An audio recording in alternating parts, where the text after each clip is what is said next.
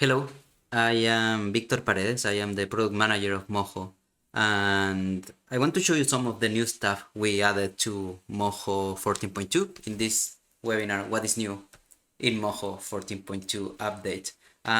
Before doing that, I want you to check the rules of these webinars. Please put all your questions in the question window you will see there. You will be muted, so you won't be able to talk in this. But please put those questions there, and I will try to answer at the end. Sometimes we have too many questions, so we are not able to answer all of them, but we always do our best. The webinar is going to be recorded, so we will publish it on YouTube, on our YouTube channel later. And actually, if you are on YouTube watching it, please subscribe.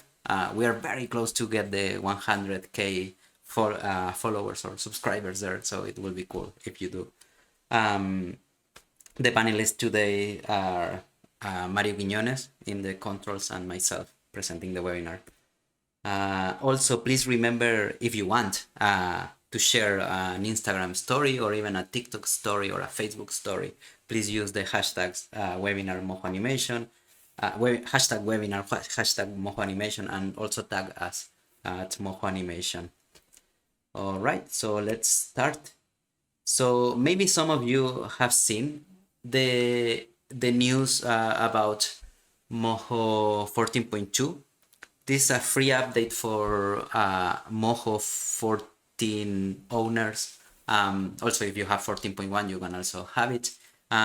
We fixed many things. I'm not going to talk about the fixes because probably you will feel them. You won't notice that things are fixed, but there are many bugs and crashes and fixes there. But I want to talk you more about some of the new features and some of the new options that Moho 14.2 has.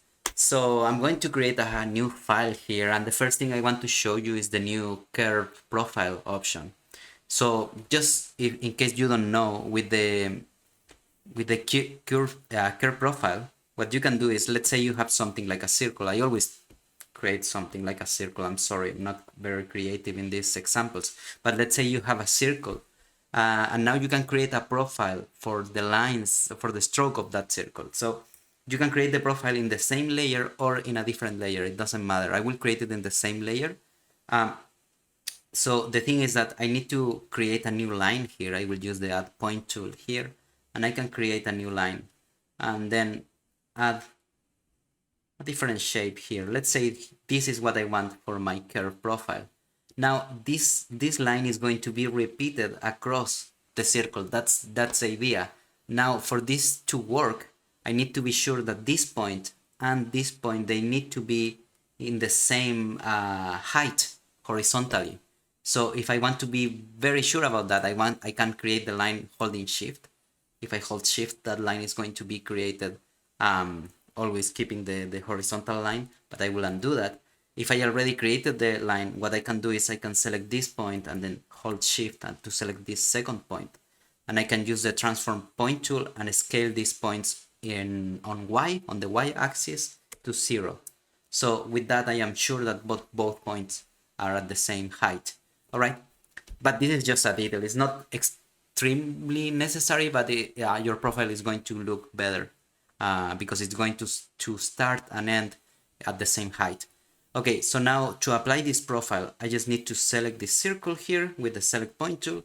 So I select all the points of the circle. I can just drag the lasso here, or if you are not using the lasso, you can drag a rectangle, or you can select one or more points and then press tab on the keyboard, and then that will select everything that is connected. So now I can go to the curve profile tool here, and now I can simply click on the profile, and you can see how the profile is being repeated now across the line. And this is all it's all old news. So you have here the repeat count, so I can increase it by just dragging this, so I can have more or less of this profile.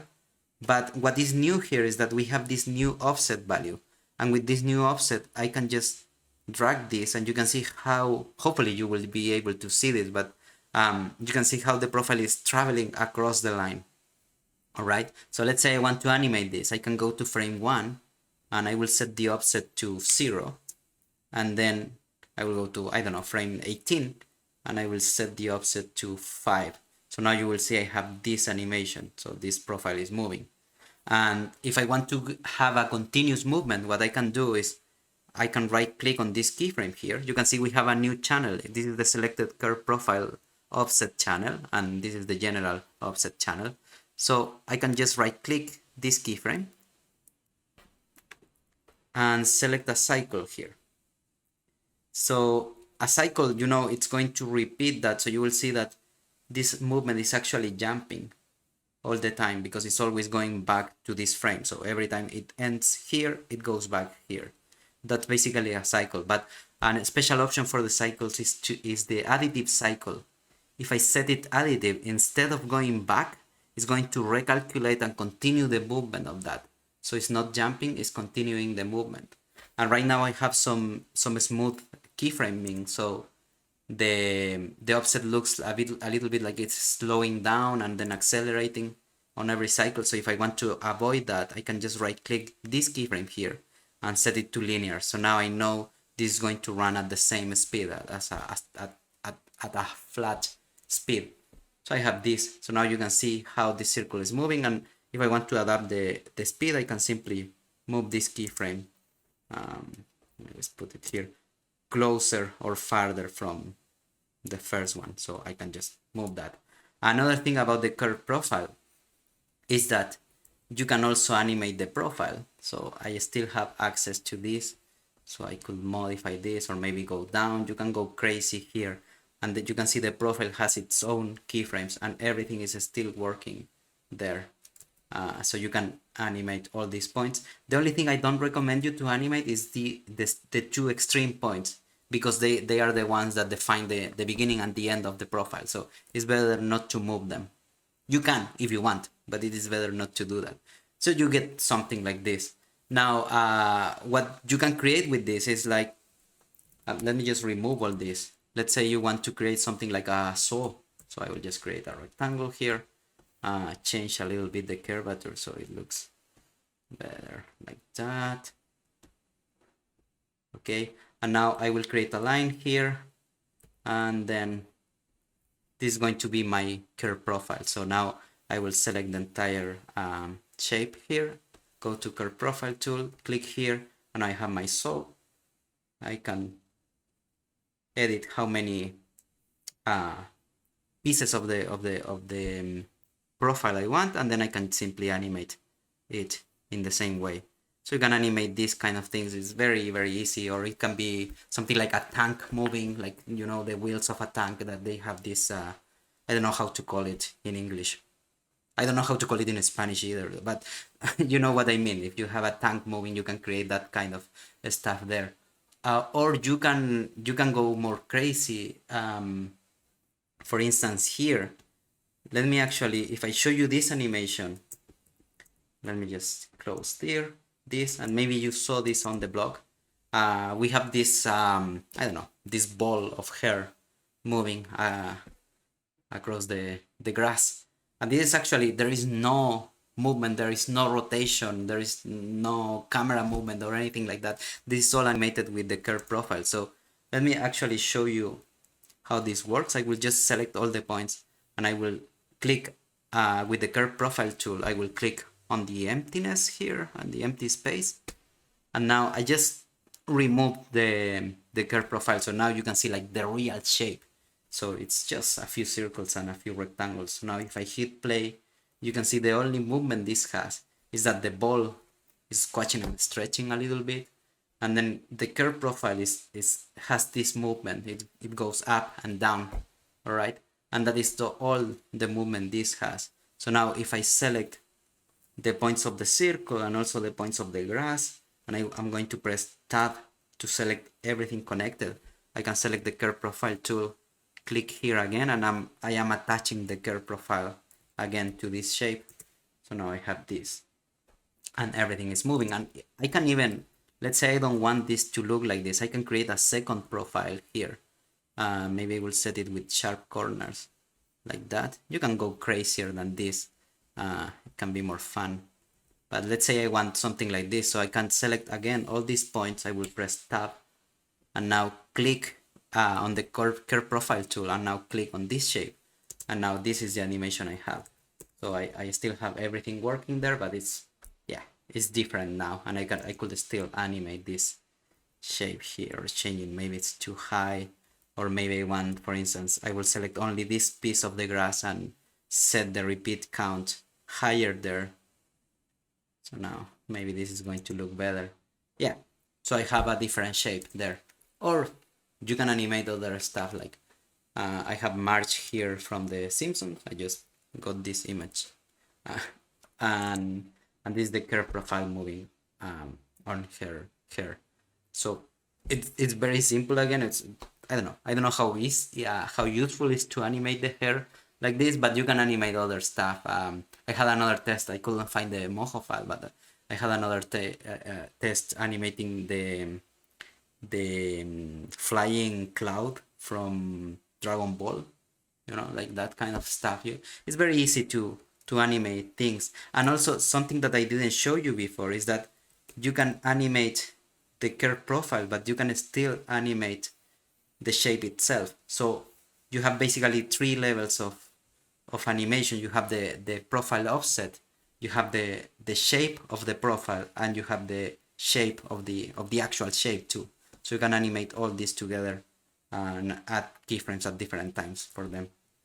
And if you see this file again, you can see I have the base shape here. Actually, let me just show you that. We are going to hide Marge. This is the base shape. It's just this profile here, nothing too fancy happening here. And also this shape has some shaded effect.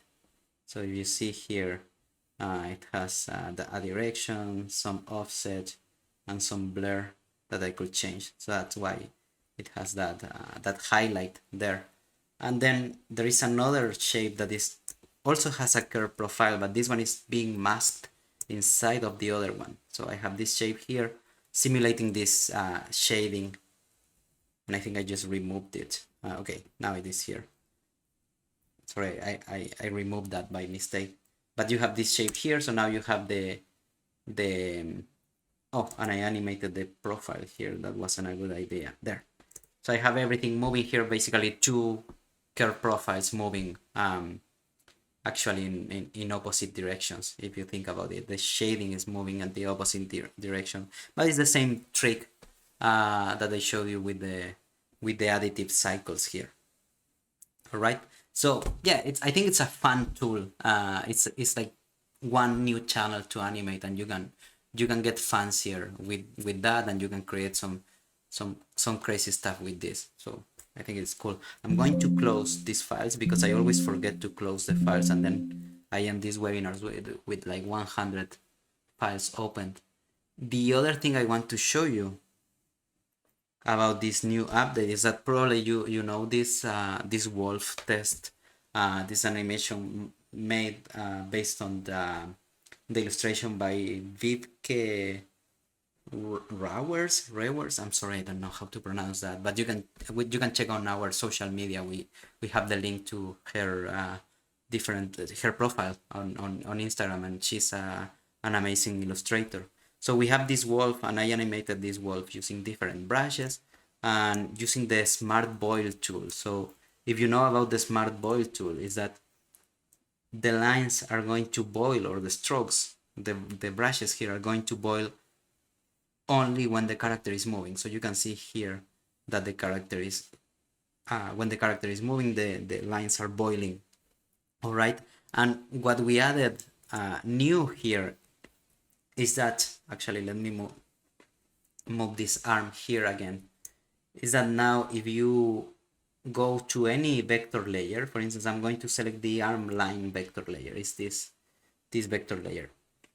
I can double click it to open the layer properties of that layer, and I can go to vectors, and here I can set noisy outlines. All right, and this is not new, this is something that was always here, but with these noisy outlines, we can set the offset, so how much we want the outlines to move, so you can see how they are being separated from the actual vectors. And here you can set the scale to it. So the smaller the scale is, the more often the line is going to change. So you will see that the line is actually more noisy the smaller this is, and the bigger it is, the change is going to happen less often. So if you have what I recommend you here is to have an offset value not too high, but then have a scale value a bit higher, so you can get that kind of effect of someone is redrawing this shape. It's not redrawing it exactly in the same position, but it's trying to do that. That's basically the effect we want to achieve here, like someone drawing every frame here, but without like absolute perfection. So let's say I'm happy with this. You can also set animated noise here, and you can set the interval, and this is very similar to the brushes, so you can set an interval of once, so it will, if I hit if I hit apply here, you can see that this arm is going to move on every frame. Actually, let me freeze this pose, so I don't want the wolf to move actually here. So you can see how the line is moving on every frame. Or I can select this again, I can go to vector, I can set, I don't know, 3. So the line now is going to move every 3 frames instead of 1. I can, I'm just moving the arrows, again, I'm pressing the arrows on the keyboard, like 1, 2, 3, 1, 2, 3, 1, 2, 3. Okay, so it's moving every 3 frames. But what is new here is that you can set this to 0. So if you set this to 0, now this movement is also going to be smart. So if I press OK now, this arm is going to move only if I move it. So let me just freeze this pose here again, and now I'm going to move it. And you can see the arm, for instance, from here is not moving, but when I move it here, the lines are moving. And this is not only the brushes that are moving, the line themselves are changing the position. And actually you can disable these 2 movements. If you disable the brushes here, you can see only the vectors, and you can see how the vectors are moving here.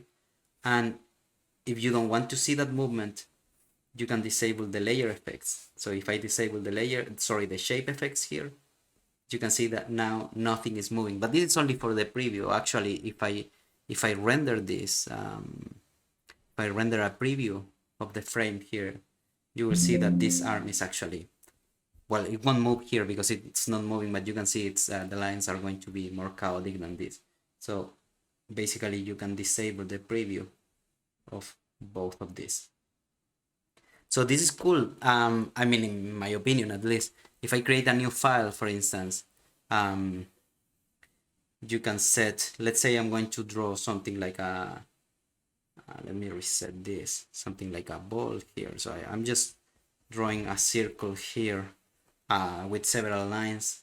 I can go to the layer properties of this, to vectors, noisy outlines, animated noise. I will set the interval to 3, and now I will set the offset a bit bigger, but also the scale bigger there. So now I have this movement happening here, and I can apply a brush to this. Actually, it's going to look better with a brush, and maybe the brush is also going to have a line boil on 3. Yeah, I have this. And you can even create another layer, draw some other lines here. I'm just drawing some lines very quickly here, and set different values for this one. So I can just say animated noise, and maybe this is going to move more with a bigger scale, something like that. So yeah. So now I'm going to disable the GPU caching to preview this better. Actually the animation, I should have set it up to work on 3s there. So now I have this line working here, and I could replace these balls. Instead of having a ball, I could have a, I don't know, the word hello. So you can see while I am drawing, actually I am drawing following this noise So let me show you here. Let me, instead of hello, okay. Let me show you here. If I draw a horizontal line, you can see how this line is actually not horizontal because the effect is happening on top of the line. If I want to draw a horizontal line and I want to actually see it, I can disable the shape effect and draw that line first and then apply it here. So now you have this hello happening here. So anyway, this is all old, but the smart one that only moves when you are animating this is what is new. So I just wanted to write the word hello. Let me close this file again, and this file.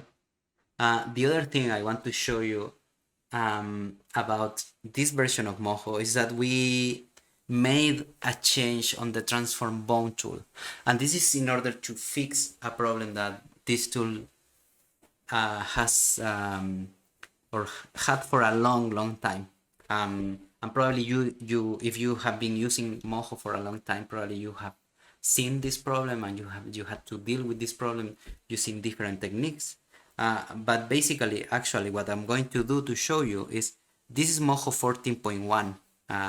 I just changed the color of the software to be whiter, just to be sure I'm opening 14.1 instead of 14.2. So I'm going to open this same file here, and I want to show you what I am talking about.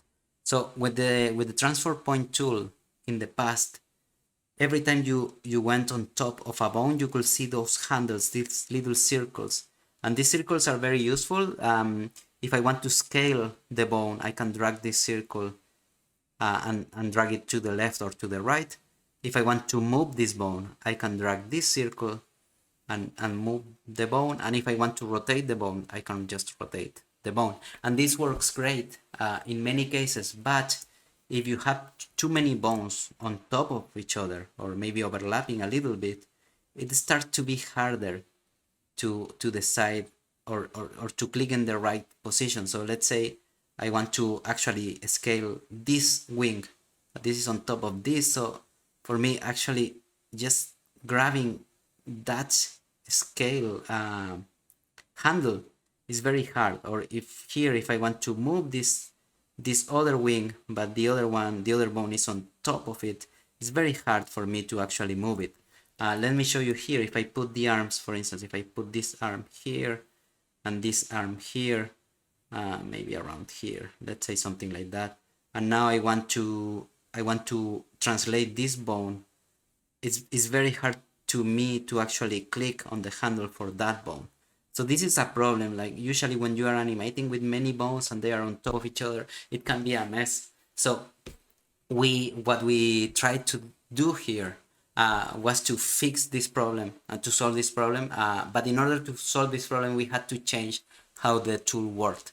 So maybe you will need some time to get used to this, but I think once you get the idea, it can be very easy to work with it. So I am here on 14.2 now, and if I select the transform bone tool, you will see that every time you go on top of a bone, I'm not clicking anything yet. You can see the bone that I am going to move is highlighted. All right, so this is new. So now you know what bone is going to move because it is being highlighted.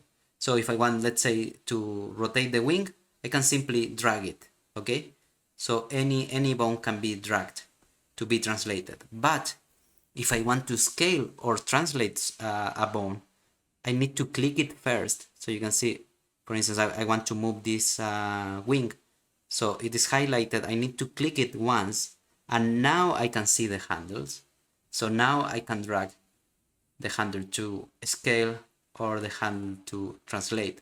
So if I want to translate another bone, let's say I want to translate the arm here, I click it first and then I move it. Or this other arm, I click first and then I move it. Or I click first and then I scale. All right. Once it is selected, I don't need to click again. I can just drag the handles. All right. Now, if I try to reproduce the issue we had on 14.1, I can just put this arm here and this other arm around here.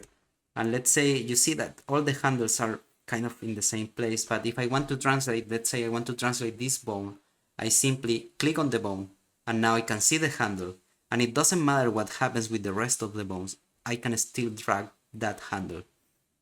And if I want to move another bone, I can click that bone, I can simply drag that bone now. And if I want to scale this one, I can scale this one now. So basically, yeah, you have to click and then drag. And the same happens with the scale and with translation. Now, something new that happens here is that if I go back to 14.1, in the past, if you wanted to just click a bone, so let's say I'm going to click this bone, you always created a keyframe just by clicking a bone. All right, and that could be very annoying because maybe you wanted to select that bone, maybe you wanted to do something else, but you were always creating keyframes.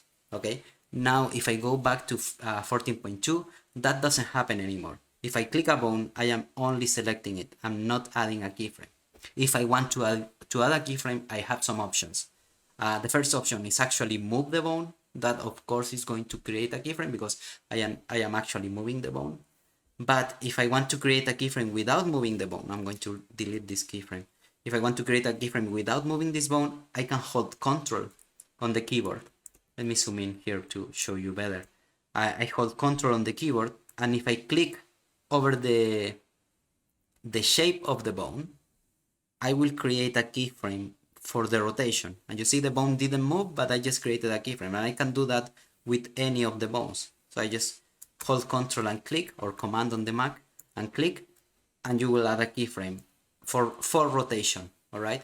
If I want to add a keyframe for a scale, again, I hold Ctrl and click on the scale handle, which is the one on top. So if I click here, you can see now I have a keyframe for a scale. Let me zoom in on the keyframes here. Yeah, you see the keyframe here.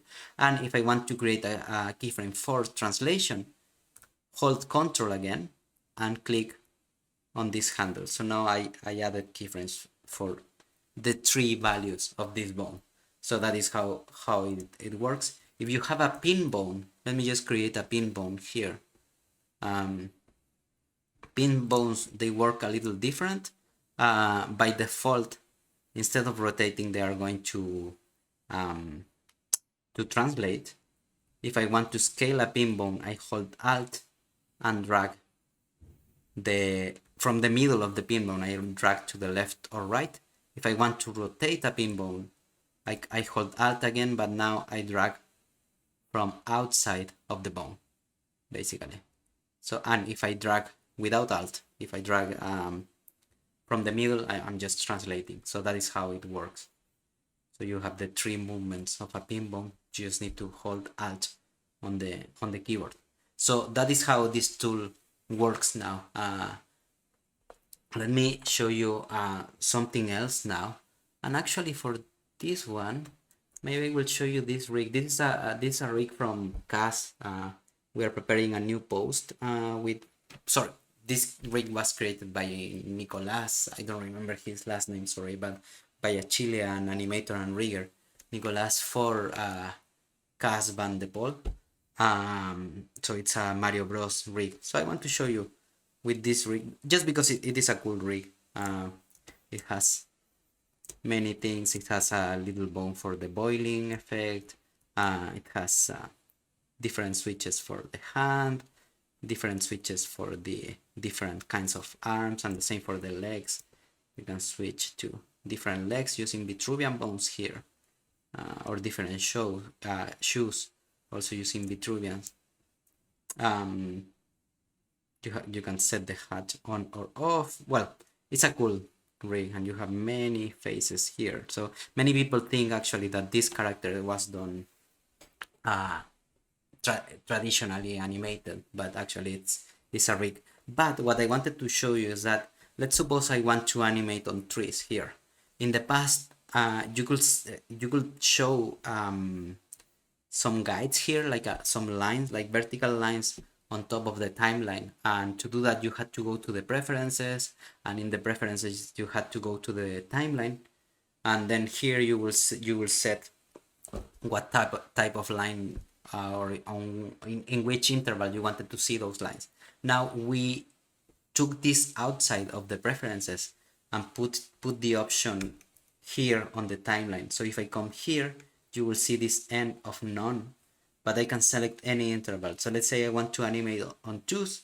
I just click on 2 here, and now you see that there are lines every 2 frames. So these are just guides that you can use. It's basically to keep your animation consistent and to not have it like shaking when your keyframes are not in the right position. It can shake a lot.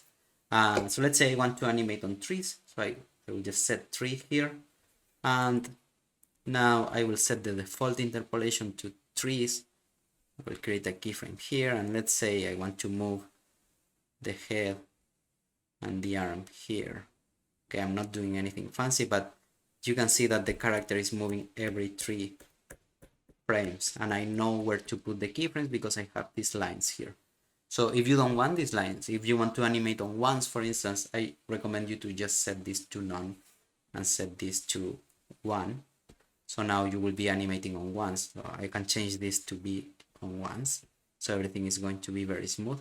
But if you want to animate in a different interval, you can use that. So it's very useful, and it's very easy to set up this and to change it across the animation. Let me close this. All right.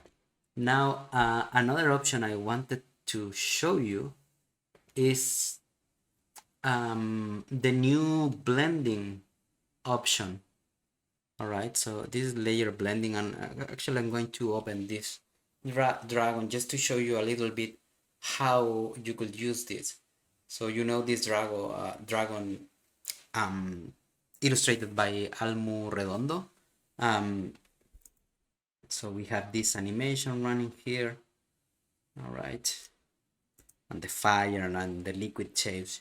Probably you have seen this dragon a few times already. Probably you are sick of this dragon already. But anyway, I want to show you this dragon again. So what I want to do is to create a new vector layer here. Okay, and I will call it just layer 2 because I really love that name. And I will create a new circle because you know I like to create circles here. Okay, so I have my vector with a little circle.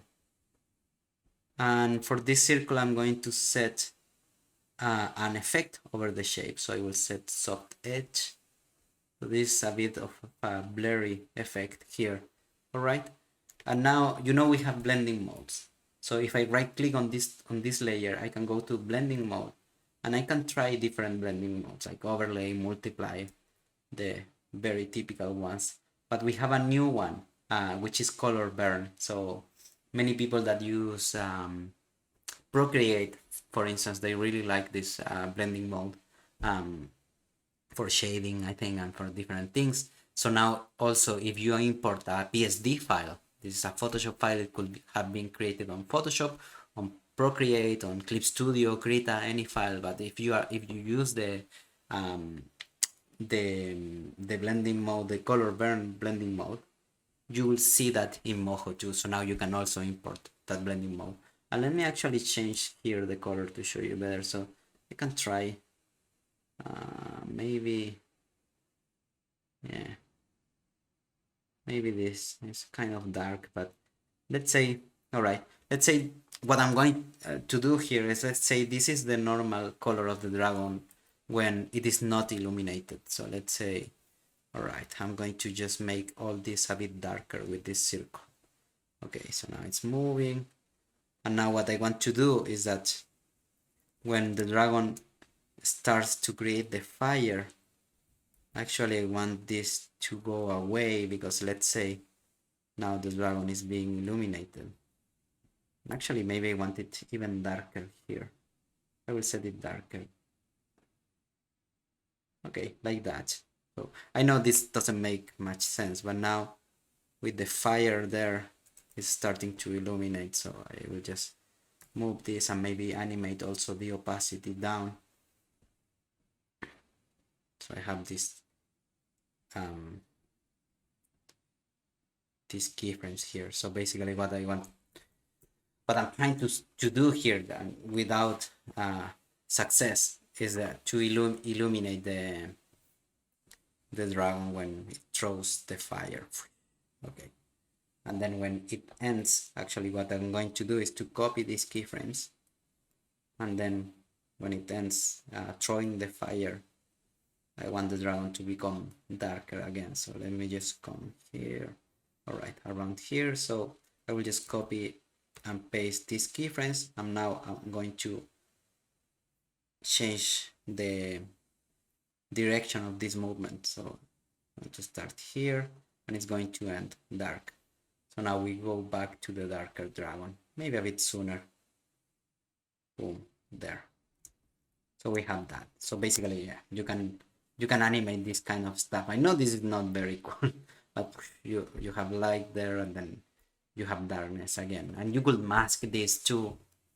But yeah, basically I wanted to show you that you have this new blending mode. You can do something better than this. Maybe let me try something. Maybe this is crazy. I'm duplicating the dragon, so I have 2 dragons now, and maybe the second dragon will be will have the color burn blending value, and maybe the second dragon is going to have also some blur on its layer. Let's see what happens with that, and maybe less opacity. So now, yeah, I have this. So now everything is darker. I'm just breaking the scene, but yeah, you can see how this is working now.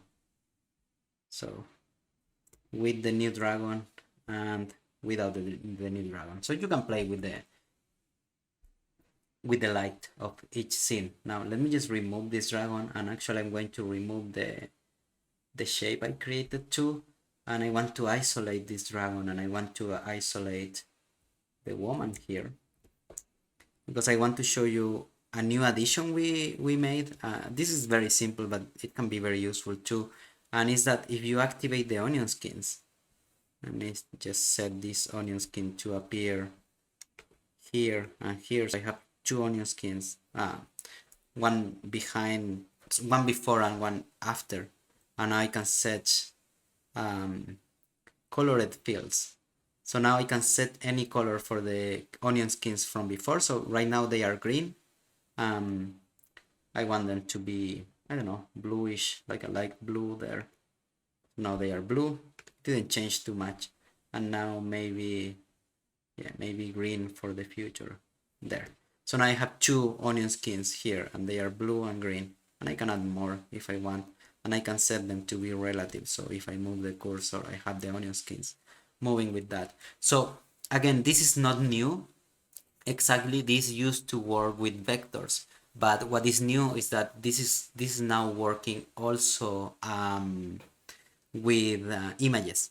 So now the images, they get the new color too. All right. So now I'm going to close this file, okay, and I won't save because I totally broke it.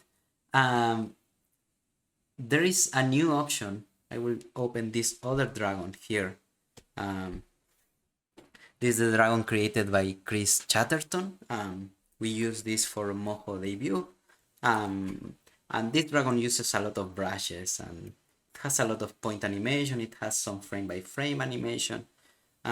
But what I wanted to show you is that, you know, we have some options in the software to help with the performance, especially if you don't have your computer is not too powerful, or maybe your scene is too complex. It has too many effects, too many things, too many brushes. We have different options, like turn off the effects for the shapes, turn off the effects for the layers, turn off the brushes. But the effect I want to show you now, I will just activate this all back, is that you can also turn off masking, and masking can be very heavy actually. So if I turn off masking, if I have a heavy scene, it's going to run much better when the masking is off. Now the problem about working with masking off is that I can see everything. So every layer that was masked inside of another one now will be visible. So you have all these brushes here that were the shading of the dragon. You can see when I show you the mask, all those shades are not visible because they are being masked by the body of the dragon. But now they are visible. So basically what happens here is that you lose the silhouette of your drawings. The same happens with the girl here. You can see, yeah, everything is visible.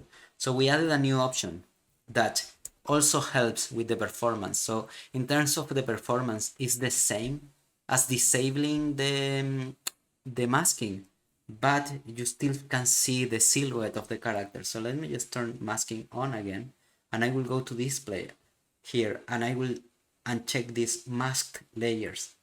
So now what this option does is that it hides every layer that is being masked. So I don't see all those textures. The software works much faster because it doesn't need to mask anything.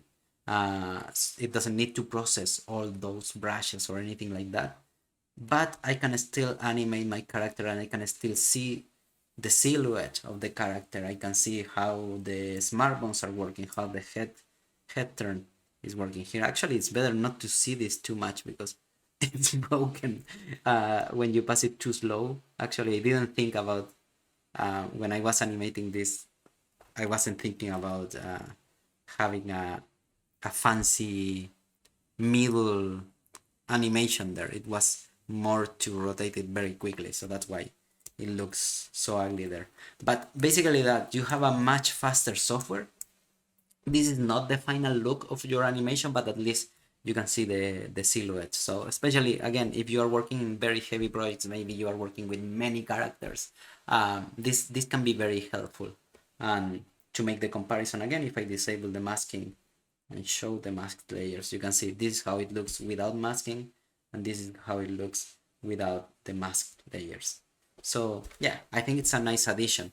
Another thing that I won't be able to show you here because you have to feel it. I'm sorry, but is that if you are working with very heavy projects, if you are working with projects with many layers, we have been testing projects with 6,000 layers or more even.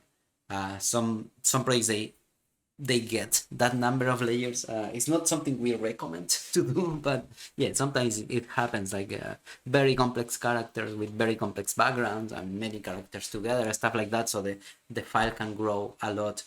If you have this kind of file, the performance of Moho now can be much better for many layers. This is basically because we improved the way Moho handles the layers, the way Moho check for every single layer, because Moho is constantly checking what is going on every single layer.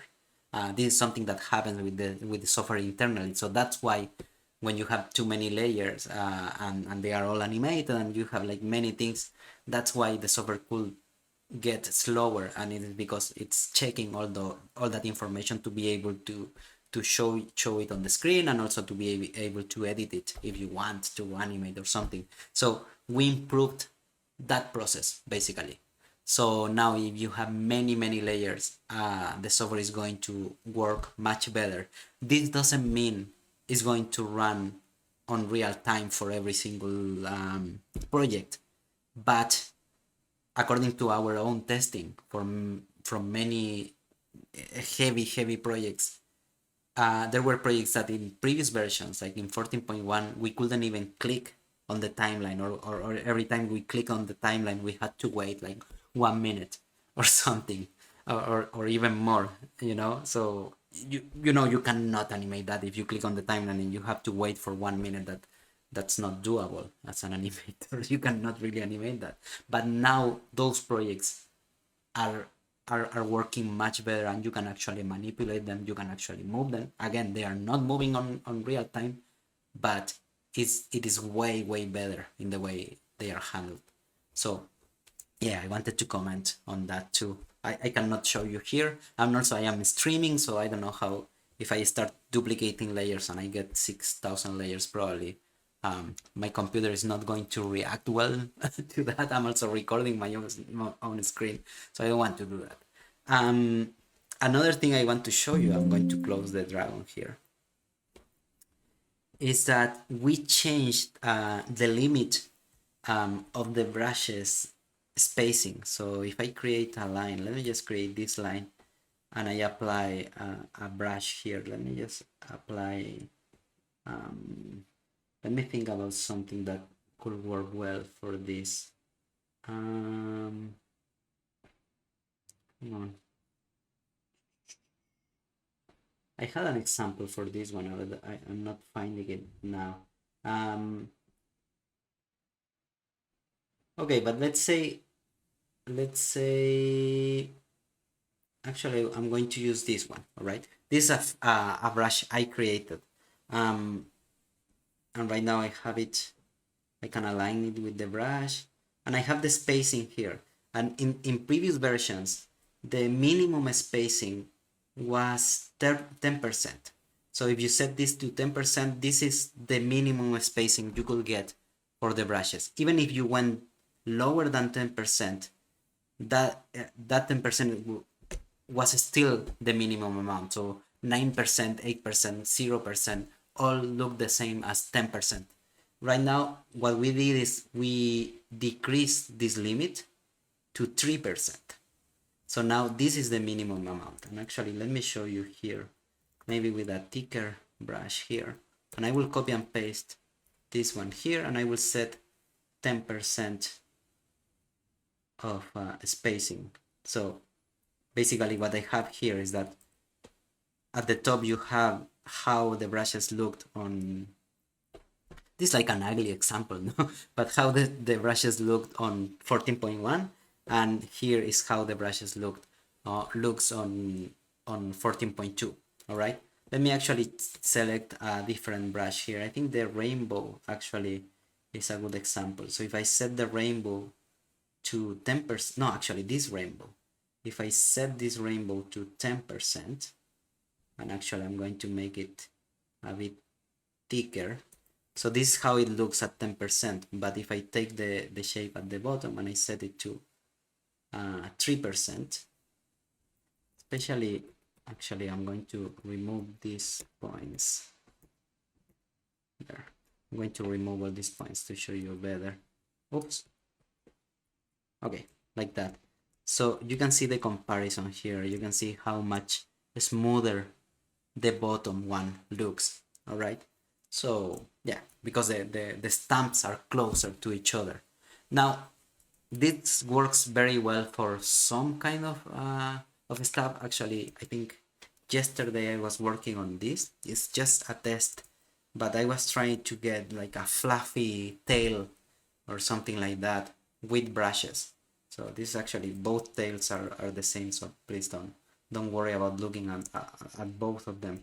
But basically this is all done with brushes and with minimum spacing there, so it looks nicer. And actually they have some dynamics too. Let me disable the dynamics so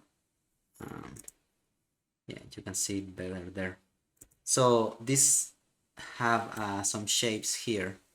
Actually, let me just isolate this, and I will set the blending mode to normal. And yeah, I can set this. This is actually using the same brush here. Okay, and this is actually a brush I created. If you don't know how to create a brush, maybe I have the time to show you this, but basically you can create a new file. This can be in Moho or in any other software, but if you create a squared file, let's say 600 by 600, and you put a white background, and then you draw something, let's say this is going to be my brush, you can render this and you can save it as a PNG in the brush folder in your custom content folder. So if I save this phrase, this here, I can put it a fancy name. And now if I reload everything with Ctrl Alt Shift L, now I can draw something, and I can use my new brush here, which is, yeah, it's here. Look how beautiful is that brush now. So yeah, you can create any kind of brush you want and set different values for it. I have some popcorn here. Actually, I created a brush with popcorn, so now I can draw popcorn. So you see how useful it is to create brushes. So yeah, I wanted to create this kind of fluffy character here, and I used those brushes, and having the spacing is lower, it really helps. The only thing you need to consider about this is the basically the lower the spacing it is, the more stamps that are going to be across a line. All right, so that means that the software will have to process more images, because across the line, if you draw a line, basically, let me just create a new file here. If you draw a line, basically you have hundreds of little images that are following this line. So the more you have, the more complex the file is going to be, and probably the performance is going to be affected. If you have a few lines, if you have a project with a character with a couple of tails or different uses of brushes, is fine. But if you start sketching, for instance, with a brush with 3% separation, probably you will get some performance issues after after several lines. But you know, when you are sketching, you can draw hundreds of lines. So basically every line you create, it will have many images on top of it. So my advice for this is that if you need a small separation between the brushes, use it. If you don't need it, then I recommend you to stick with 10% or maybe more, whatever you want. But like 10% works very well in terms of performance. Even like 8%, 7% works very well. But anything lower than that, it could affect the performance. Now, again, if your performance is being affected, you can simply disable the brushes here, and you can draw or manipulate the drawings without showing the brushes, and that will make your file to run in real time, basically. One last thing I want to show you, because we almost have no time here, is the new Pixelation preview. Okay, and for this I'm going to use this file created by Pierre Gombeau, our friend Pierre Gombeau, that I think he's here. Hello, Pierre. So basically with this we can pixelate any layer and see that pixelation in real time. So in the past with 14.1 we added real-time pixelation for the project, for the entire project. So if you go to project settings, you have this pixelation here, and you could set it to any value, let's say 10, and now you have a pixelation on 10, but this is applied over the entire project. Okay, now what I can do is I can go to the project settings, I will set the pixelation to 0, and now I can open only this character maybe, so this dude layer, and I can just pixelate that character, for instance. I can set any value here. So you can go by layer and you can define different kind of pixelation here. So you can get different effects moving here. So maybe for the particles you want smaller pixels. It will depend of the kind of art you are looking for. This is not for creating like a, how to say it, like serious pixel art where everything is perfect and aligned to a grid, and you can only play with a few colors, and you have all these rigid rules. It's more like to play with different things. And actually this is a test. Let me show you a test of something I haven't finished. I didn't have the time, but I think it's a fun test. I was trying to reproduce this character from Mario Kart. If you look at it without the effects, it's a very simple character, and I have a very simple rotation or head turn just done with a smartphone. But if I turn on the pixelation, I get something closer to the original material. So what I am expecting here is that I want to create this once I have the time. I never had the time to finish this project, but I want to create this like the full character with all the rotations of the entire body and all that, all this done with the smartphone. So you will have like this pixelated character, but you will be able to move the arms, move the body, apply, I don't know, apply some squash and stretch and stuff like that, something that you couldn't do with normal pixel art. So I just think it will be a fun project, but so far I only have a head. So that's it. So that's mostly what I wanted to show you. If you want to know more about the update, please go to our blog, I wrote an article there with all the notes, with some tips also of different things. Most of the fixes are listed here, so if you want to know more, please check this. And if you want to know more, please join our forum or our Discord channel, and we can discuss there and talk about point 2. All right, so that's it. Mario, is there any questions?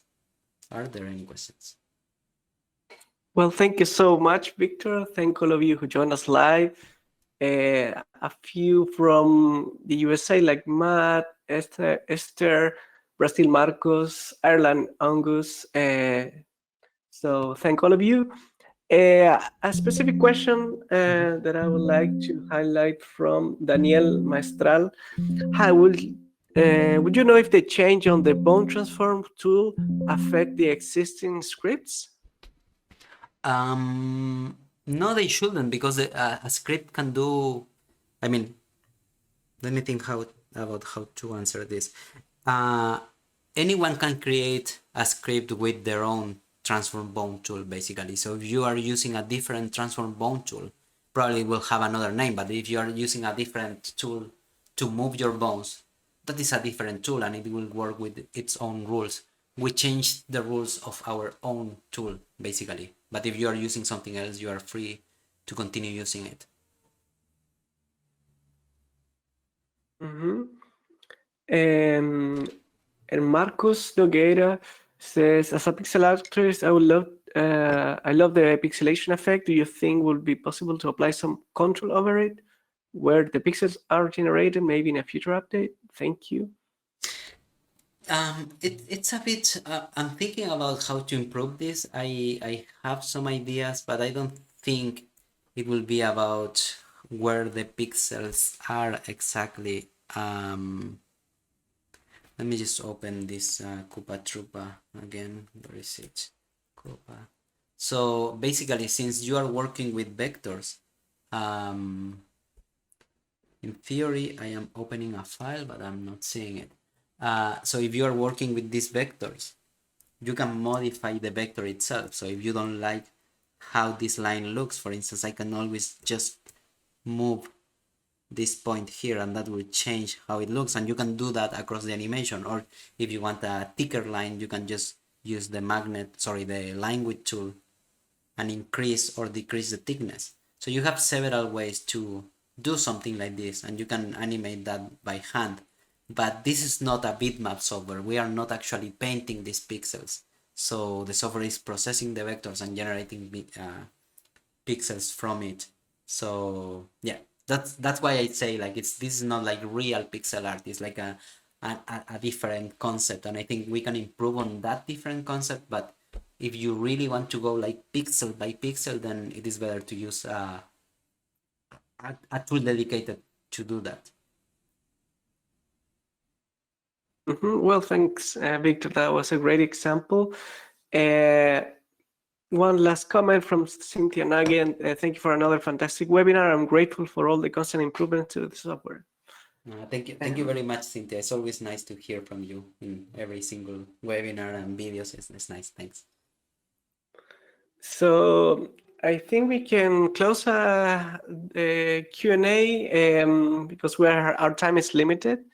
But as always, we are working to improve Moho to get the best from the software and the best from your creative minds. So thank all of you. Thank you very much, guys. If you have any questions, please put it on the YouTube video once we upload there, and please join the Discord and the forum. We will be around too. Oh, and I need to finish the presentation, actually. This is my part. Yeah, I can share my screen, okay, or yes, you can please share it. No, I found it. Give me 1 second. Here, I think this is, yeah, so Moho, the future is 2D. Yeah, you know about Moho now, so you can read it by yourself. You can memorize all this. But if you want more information, you can go to mohoanimation.com. If you want to say good things about Moho on social media, please go ahead. If you don't want, it's fine too. If you want to learn Moho, please remember we have our free course done by Chad Troftgruben. It's a very nice course, and it covers everything you need to animate. We are very happy, and we have received a lot of very nice feedback about this. So yeah, you can download it or you can watch it on our YouTube channel. And please follow us on the different social media. We are everywhere, I think. Here we don't have LinkedIn here, but we are also there too. So yeah, forum, Discord, everything. Follow us if you want to know more about us. If you don't worry. Well, thank you so much, Victor. Thank all of you who joined us live and are watching the recording on YouTube. Please stay tuned for more events, promotions, and information about Moho. So stay tuned and see you next time. Bye. Bye-bye.